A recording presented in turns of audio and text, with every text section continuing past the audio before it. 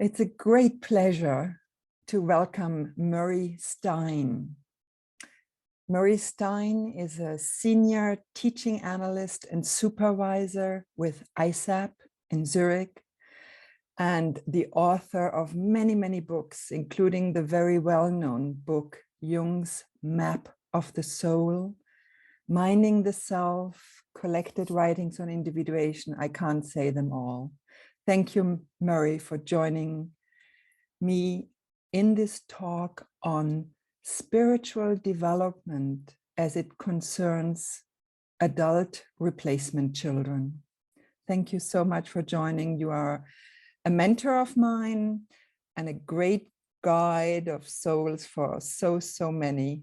So I'm very pleased that you're with me for the Replacement Child Forum, where we share this information, our insights with colleagues, health professionals, and replacement children themselves. Thank you. Thank you, Murray. My pleasure, Kristina. Thanks for the invitation. It's absolutely great. I have wanted to discuss this, what I call the golden lining or silver lining to the replacement child condition, for a long time. And I know you have a lot of experience. How do you see spiritual development, connection to soul in this context? Maybe I could just say a few words about spirituality in general. I have spoken and written about spirituality in analysis quite often, and it's been an interest of mine for many years.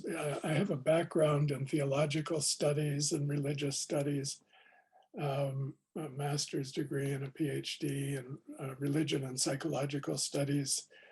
I wrote a book about Jung's treatment of Christianity. So this topic of spirituality is a special interest of mine, and I wouldn't say I've specialized in it, but it has been certainly on my mind throughout my career as a Jungian analyst, which is now almost 50 years. Spirituality is a term used nowadays very broadly and rather loosely to often to distinguish people who are, quotes, not religious in the sense of going to church, synagogue, mosque, whatever, temple, but still have a feeling for the transcendent or for spiritual life. And they practice in many different ways. They practice their spiritual disciplines or different forms of engaging with what's called the spiritual. I was struck some years ago, and this has really stayed with me, and I think it's very true in a sense, that the origin of religion and spirituality has to do with death. And why is that? It's, I think, because at the death of loved ones, close ones, people that you know or have been with, somehow the spirits hover about. And of course, if you go into traditional life, there are many episodes and stories, experiences that you can hear about of the souls of the ancestors, the spirits of the dead in certain areas, in certain places, in cemeteries, around trees, around special locations. So this, the word spiritual actually does mean spirit, spirits. There are spirits. And what is a spirit? You can't touch it, you can't, see it, it's invisible, and yet it seems to be something present. It's a presence, and it's an invisible presence. Now, in depth psychology, this is one of the reasons I was so attracted to it when I first read Jung's book, Memories, Dreams, Reflections. was my first Jungian book when I was 26 years old. I was so attracted to it because he speaks about this kind of world, a spiritual world, but in modern terms. You know, he talks about the unconscious, and he talks about dreams. In dreams, you often experience dead people, you know, people you've known, they come back to you in a dream. I had a dream last night about a friend of mine who was living in my neighborhood, I found out, very close by. And so I can be in conversation with him if I want to. And of course, Jung writes quite a lot in the Red Book, which we now can read. It's published in 2009, about the visitations from spirits of the dead. You know, the ghosts, the spirits visit his house. He feels kind of haunted by them. And as you've pointed out many times and written about, Kristina, Jung was a replacement child, and there were, 2 or 3 born before him who didn't survive or were born not living. So it makes sense that death was in the air. Yes, and, yes. Around, and his mother would have been hyper aware of the possibility that he would not make it. So there's a kind of anxiety. Is he going to be one of the dead children too?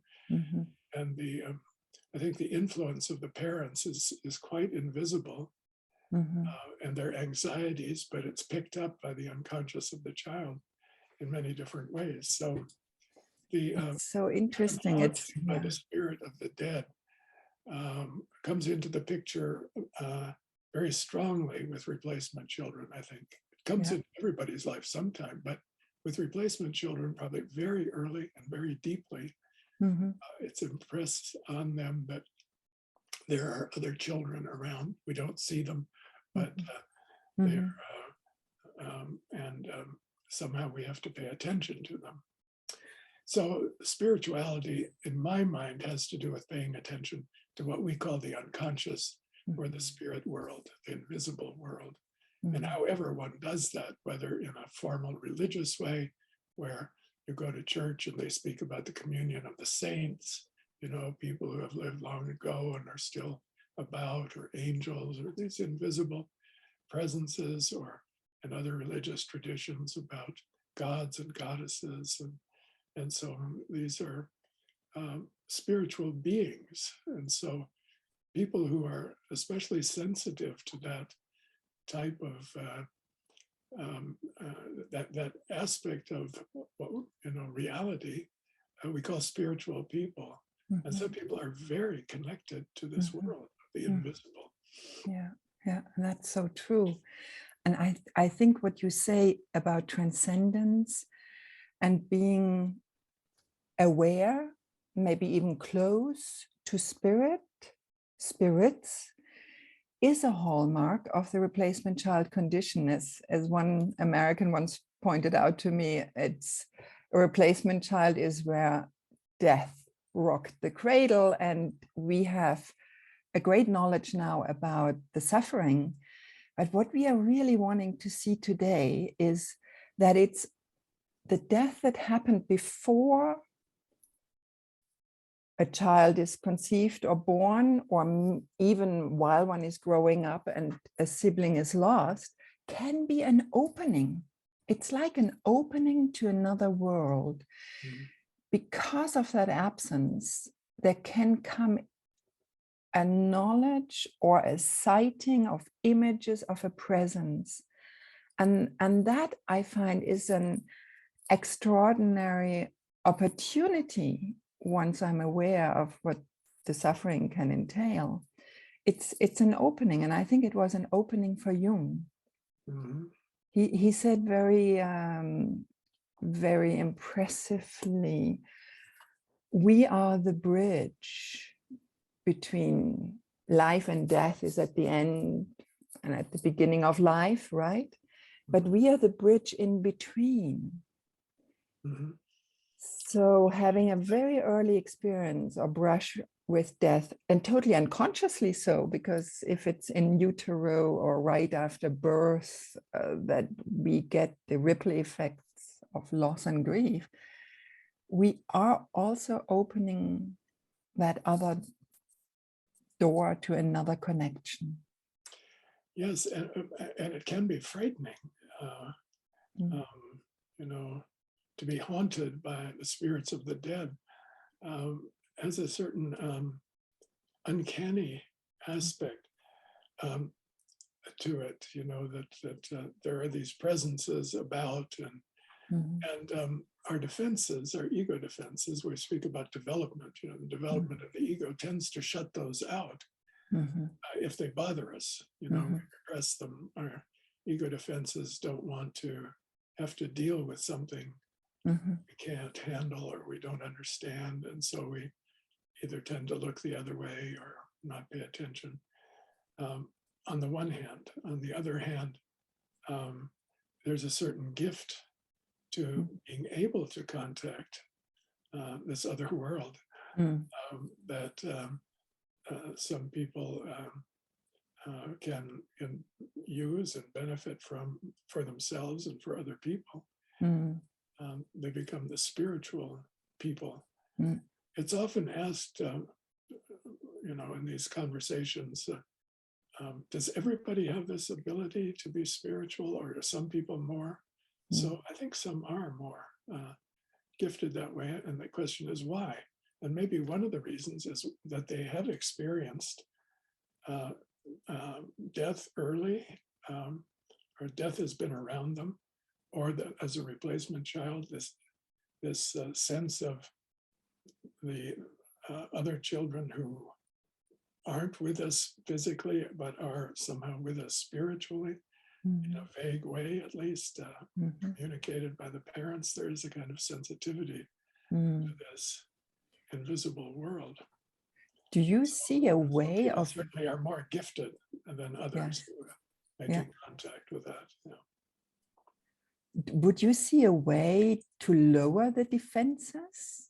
Do you, what comes to mind?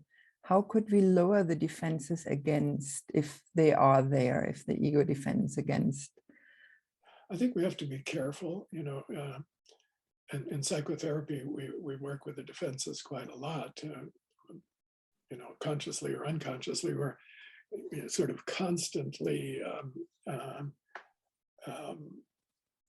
encouraging people to let themselves have their feelings and their thoughts, and let's see what's there, and don't be afraid of it.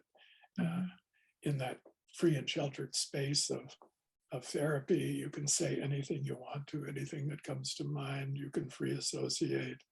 It's a kind of opening up. And for some people, it's the first time in their lives that they feel free to really express themselves and let themselves have their thoughts and feelings. So I think the creation of a safe space is very important. Where and confidence that the person you're speaking with understands. It's a guide. It's somebody who knows about this, and you don't have to be afraid of it.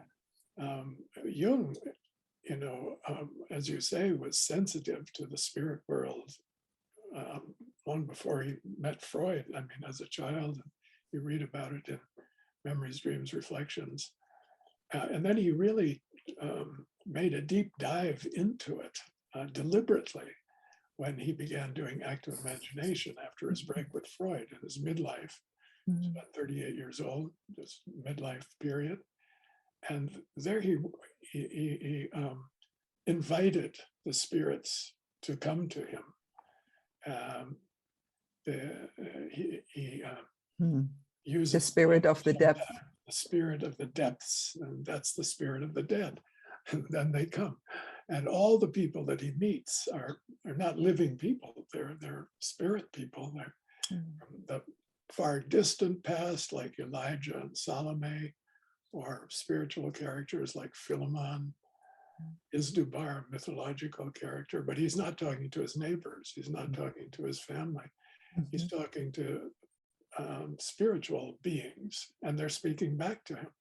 So he opens the door to that, and he thinks of the couple, Philemon and Baucis, a mythological couple from Greek mythology who welcomed the gods when they knocked at their door. Zeus and Hermes were traveling through the world. Most people didn't want them in. They were afraid, who are these strangers? Philemon and Baucis invited them in, and lo and behold, they were the gods. And they received a great blessing from it. And I think Jung received a great blessing from his reception of the gods, opening the door. It made him Jung. That's how he became the Jung we know, through that experience. So I think that's a very important stage of psychological and spiritual development, often within the safety of a therapeutic relationship and maybe later in life. But it's one of the gifts that psychotherapy has to offer to the modern world, to have this safe space in which to explore the inner world. And I think if I'm working with a replacement child, or even if I give supervision, that's also something that we can share and pass on, is that as an analyst, as a therapist, even as a psychiatrist, to be aware that in working with such an analysand or client or patient, this world may be evoked and may be present. And I think that our first opportunity is to not defend ourselves against the presence in the person we are working with. I think that could help lower also the defenses. And I think you're totally right. I think reading Memories, Dreams, and Reflection was for me also a great introduction and a recognition. It's like a mirroring. You can see something expressed and said and shared by Jung that may be resonating with your inner soul. It certainly does with mine. I've spoken to many people who have had the same experience. And it's the reason is that I think, the book was created in conversation with Aniela Jaffe. And Jung felt very free with her to speak about things that he didn't write about otherwise. And she, took shorthand and composed the book out of his conversations. And so there's a kind of opening that you don't find in his writings, which tend to be rather stiff and formal and presenting to a scientific audience. But in Memories, he's really talking about himself, and he feels free to do so with her. Yes. I think one other very important element is in the replacement child condition, the true self is often in hiding, because another image of a lost person, and not only a child, but just even a lost family member, may be projected onto the child, sort of superimposed. Yes. And that I find so extraordinary in Jung, that he posits and he illustrates how the self is there, how the true self is there. And even in our suffering, it will guide us, it will send us on a search to look for our true soul, because we have one unique individual soul, as you wrote so kindly in the foreword to my book on this. It's that force of the self he gives us as a gift. This uniqueness is something we all have to discover. And for people who are replacement for somebody else, there's a bigger challenge to doing that, I think, because this false identity, in a sense, is imposed on them. We're all given names, when we're born or shortly after. And sometimes we're named for, others who have died in the family. Jung was named after his grandfather, Carl Gustav Jung, his German grandfather, who fled Germany during the 1848 revolution, came to Switzerland, became a very famous figure in Basel. He was named after him. Okay, yes. so he's got And this Carl Gustav Jung had lost a lot of his, he lost 6 children and 3 wives to consumption. So death was so present. And I think the world is full of replacement children transgenerationally, of course, because so many people died before they reached their prime and old age. So there was something there, but he was a professor, right? He was a professor of medicine. And the yes. rector of the university, I think, or the head of the medical school, a very famous man. But this thing about naming the child, you know, I think is a very, I have a friend who just had a baby, his wife had a baby, and they struggled with the name. Should we name it this or that? And they finally settled on a name, not a family member name, a name that they liked, you know, that they felt was a special name. But, you know, we get a name after we're born that doesn't really, you know, I mean, it's attached to us and we respond to it after a while. And we often identify with it somewhat, but a lot of people don't like their names. Yes, and give themselves a new one, maybe. They want to change it. And so they get nicknames. Now the nickname you get, you know, it's an intimate name. T.S. Eliot said, every cat has 3 names. I see. One name that everybody knows, another name that only a few people know, and one name that only the cat knows.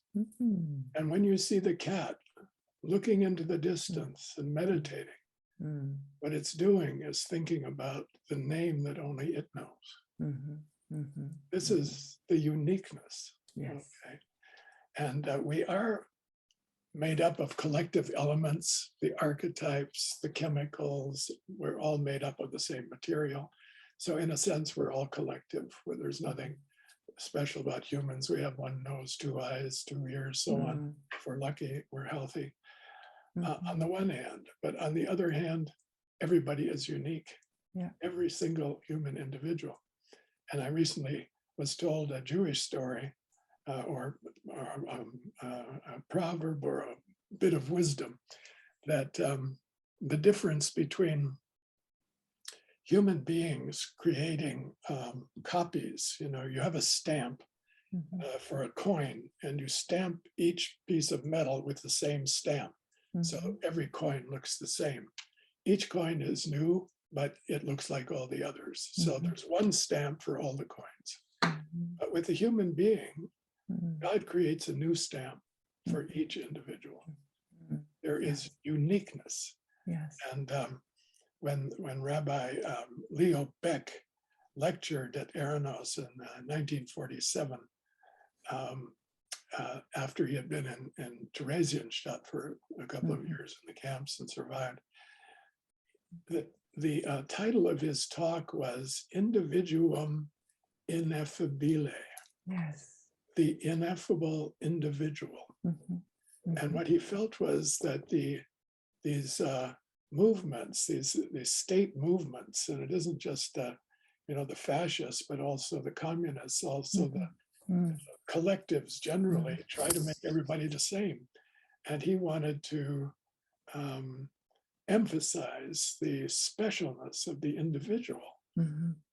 We all belong to communities, but we are individuals. And this was also a passion of Jung's, to emphasize the value of the individual. Now, as a replacement child, you get the impression, you know, that you're somebody else. In a sense, you're not, there's nothing unique about you. You're a stand-in for somebody else. You're a substitute.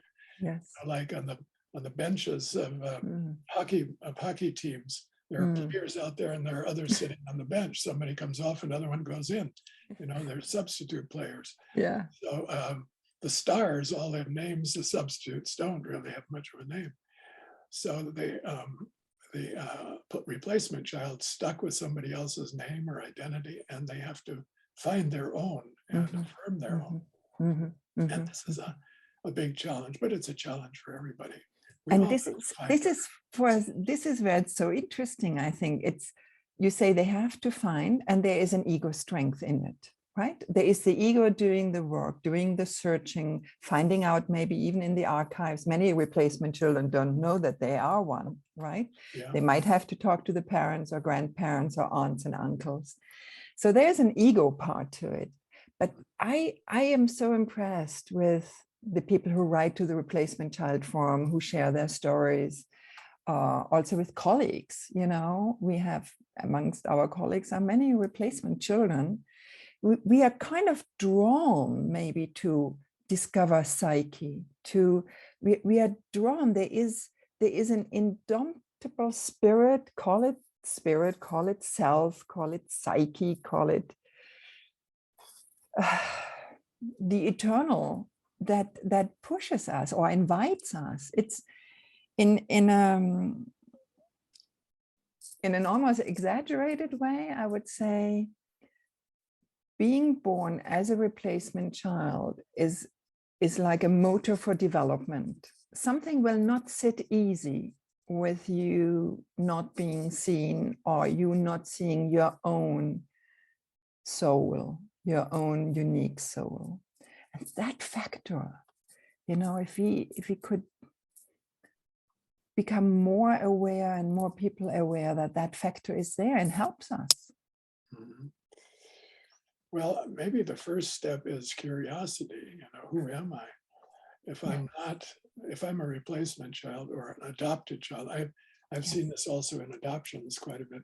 People who come to me for analysis and have been adopted in the past. Mm-hmm. And, you know, they become very curious about who were their birth parents. And sometimes they can find out, sometimes they can't. It's secret or hidden.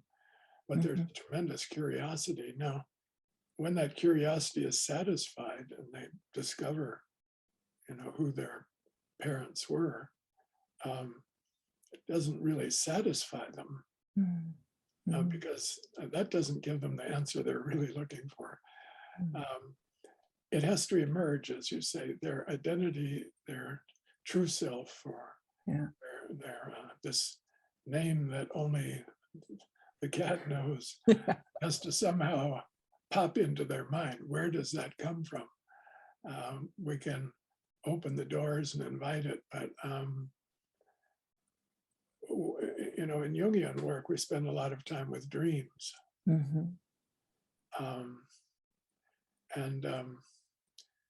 Sometimes we get a dream or hear a dream that suggests, oh, there it is. That is a dream to pay attention to. You know, that's a dream about the self. It expresses something about your essence, your wholeness. The Jungian analyst is very attentive to that because we're trained for that. And we have had the experience ourselves, hopefully, of seeing more deeply into the soul. And so we try to do something with that. Now, how to work with that, that's another Jungian method, active imagination. You know, you go back into the dream and explore it further. And maybe you paint it or you model it or do something with it. Jung speaks about, you know, a kind of aesthetic approach to the unconscious, just observing it, appreciating it. And then a second step is doing something with it, becoming active with it, and making something with it, or taking it more seriously and letting it affect your life. So when this deeper sense of identity emerges, be it in a dream or in a vision, or then I think the analyst can help the client to work with it and to remember it and to bring it forward as an important part of consciousness, and not let it fall away and drop away into the unknown. It takes our conscious recognition of that glimpse, and it has a numinous feeling often. Yes. And I remember when I think I was drawn to study at the Jung Institute at midlife too, probably because of me being a replacement child, didn't know that Jung was one, discovered all of this really only in the studies and in the writing of my diploma thesis. But I very clearly remember being in a seminar with John Hill, where we enacted a fairy tale. Yes. And I had asked John which fairy tale would archetypally express my experience. And he said, go read Little Brother, Little Sister by Grimm, by the brothers Grimm. And in some other versions, it's called The Enchanted Stag. And it's basically the story of a child that's being taken away by the wrong mother and needs to be rediscovered by the right mother. And the brother is bewitched into a wild animal, and they still stay together and they can reconnect in a new way when the girl gets married and recognized for who she is and the brother for who he is. Now, after enacting this with colleagues in training with whom I've stayed friends for life, I had a dream that I see a river, and in the river there are pieces of gold. And I hear my brother, who died just 6 months before I was born, letting me go free, saying, go into your life. You don't have to stay with me where I am now. And I did paint that river, and it's still with me. I mean, this happened some 25 years ago. And it's so true. We are touched by something, we see something, and we want to almost be reverent towards it, or give it expression and cherish it. I think this is important also. Yes. Well, I think it's so important that you worked with it. You have a glimpse of it. Your brother gives you this very important message. You're released from this past traumatic experience in your family. Go into your life, but then painting the river and keeping that around you. Jung says about these paintings. I was just reading this the other day in Volume 14, Mysterium Conjunctionis. He says, for the people who make these, for the people who look at these paintings, they're nothing much. They're amateur paintings that don't mean anything, or that may be pretty pictures. But for the person who made it, he said they have a magic quality. Yeah. What is a magic quality? A magic is transformative. I mean, it has power. It does something. That's what magic is. It's a powerful energy. And so that object that you made and you can look at and you brings back the memory of the dream has power for you. Yes. And that empowers you to do what your brother said, go into your life. Go with the flow. Yes, this is true. That is true. Well, the image already, the dream image has power. So it brings you the power, and then you recognize that power. And you recognize it came from another world, maybe the world of spirits. I think one of the most beautiful mandalas, of course, Jung did, is the window to eternity. Oh, yes. The window to eternity, it is, I think it is just one of the most beautiful images. He gave expression to, and it followed a dream, his Liverpool dream, where he's in a dark, dark city, and he realizes, the people he's with don't realize. He realizes that he has to go towards the center where all the streets converge, and there is a luminous light and a luminous flower. And that he paints that magnolia flower, and it's a symbol of the self. Exactly, yeah. It's a symbol of the self. You see, there is spirituality, because that, he says about that magnolia tree, it emanated light. It's not that it was being lit, it was giving off light. Yes. Yes. Yes. So the light comes out of the tree, Yeah. actually, and that's what the self does. It's an energy center. It gives Yeah. power and energy and spirit, and it's at the center. So yeah, that maybe when you put this conversation together, you can show that image on the screen. I will do that with pleasure. Yeah. Beautiful image. Yes. And Jung's Red Book was for him. You know, he spent so many hours making it, and I'm sure he often asked himself, why is he taking so much time? He had a lot of other things to do.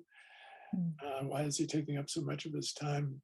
The calligraphy and the paintings, and over 10, 15 years working on it. He was creating his temple. It was a sacred space. That book that he called Liber Novus, the new book, was for him, a scripture. And so he could go back and look at the paintings. They had a kind of magical quality for him. They even for us, to some extent, who know you through his writings and so on, but looking at those pictures are very powerful impact on us. Inspirational in a sense. They can, I think they can help us. They're not examples, they're not models, but they can be invitations to give expression to the images or even experiences, encounters we have ourselves. I think what's also important, and he warns against it, not to identify with that source of light, with that power. So it's in what I consider the spiritual invitation of being a replacement child. It's that modulation between true self-realization and realization of the self. And I can go towards my true identity, recognizing my soul, my uniqueness. I can self-realize myself in my life, go on in the river of my life. And I can from time to time have an experience of the self, but not identify with it, because I think that could give rise to inflation or to an explosion. And he says that too. He's one of the sidelights that gets sort of illuminated, light from the center. And yes, I will put an image of this into this presentation. I wish I could show it now, but I'm not capable of doing that. A good point about the inflation. Do you find in your work with replacement children that they have a tendency to become inflated? Or? Well, I think to start with, they're deflated. They are less than, they are not themselves. There's a lot of negative towards themselves, maybe even towards the missing sibling in some cases. And that, of course, that deflation could sort of flip into inflation, but I only had one single person where there was an intermittent episode of that kind of inflation. I haven't seen it in many, but what I have seen is that when there came a dream, like Jeremy in my book dreamt of being visited by a presence, clearly like by a god. Wow, that was numinous. Yeah. And that reaction, wow, this is numinous, is exactly the reaction I would look forward. It's not me, it's other. And I can recognize when other comes, I can relate to it, I can be grateful, but I don't identify with that. I'm happy if I identify as a replacement child with who I truly am. Yeah. But that who I truly am, Jung reflects on the ego. Yeah. And also in Mysterium Conjunctionis, what is the ego?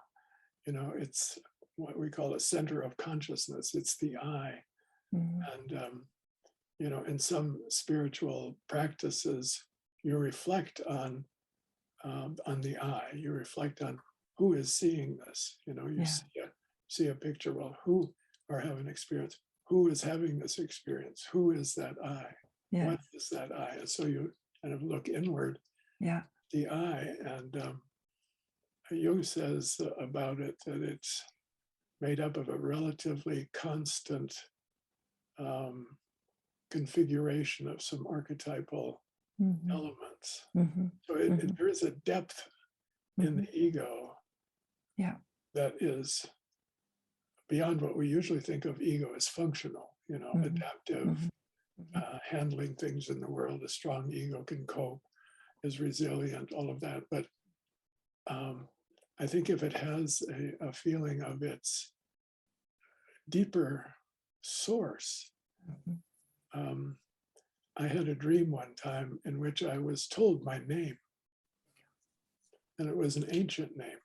My name was given to me by my mother because she read about a Scottish admiral in the newspaper who had defeated some enemy, and she was very admiring of him. It has nothing to do with my family. It's a Scottish name. My family is German, Stein. Yes. And so, everybody wondered about my name. Where in the world did that Murray. Murray. Yes. So, I've often wondered about my name too. What does that mean? I have a hard time identifying with it in a way, although I'm used to it. But in the dream, I was told my real name or my old name, my other name. And so I carry that around. It's a kind of secret that I hold for myself. Yes. And with that one, I can feel ancient roots. Yes. Deep, Beautiful. Roots. Yeah. Beautiful. That's like the cat that looks out and recognizes herself, himself. That's beautiful. Thank you for sharing that, Murray. That is, and I think it's so important. It's a secret. I think I noticed that in the work with replacement children. I work only with adults, not with children. With adult replacement children, they came in their consciousness raising journey towards a point where they recognized that kernel of truth that inspired their being, and then they keep it for themselves. It's holy. In a sense, it's holy. It's holy. You keep it. It is holy. In the mystery religions, Carl Carini writes about this, the Eleusinian mysteries. Yes. You would go into these caves and you'd have an experience of the goddess Demeter, and you'd witness the mystery and you were initiated, okay? So there was a series of rituals and so on. But when you came out, you never spoke about it. It was ariton, secret, quiet. It was your secret, what you had experienced there. And I think this isn't being secretive, sort of hiding our shadow and stuff because we feel shame. It's secret in the positive sense. There's some things like that cat, just who knows its own name. Only that cat knows its name. These kinds of secrets give us our sense of uniqueness and value and depth. And the replacement child can have that experience. And maybe has it more than the rest of us do because it's such an issue there, That's true. Maybe this is what we can wish for replacement children, what they can take with them from your wonderful sharing with me for the replacement child, from the rich depth of your experience, Murray. Maybe they can take it with them from viewing this and go into a moment of silence, go and reach out towards that otherness that is within themselves, the secret truth, the self. Well, thank you, Kristina, for this invitation. And I want to applaud you for what you're doing. I think you found your mission through your own suffering and work. And you found a very important. Thank you. Thank you. Thank you very much, Murray. And I'm joined, of course, in the Replacement Child Forum by Judy Mandel and by Rita Batat. And in the meantime, by many others who have shared their writings, their dreams, their life stories. So a great, great thank you to you and to all who are with us on this journey. Thank you so much, Murray. This is a wonderful opportunity also for me to still go there and cup that light.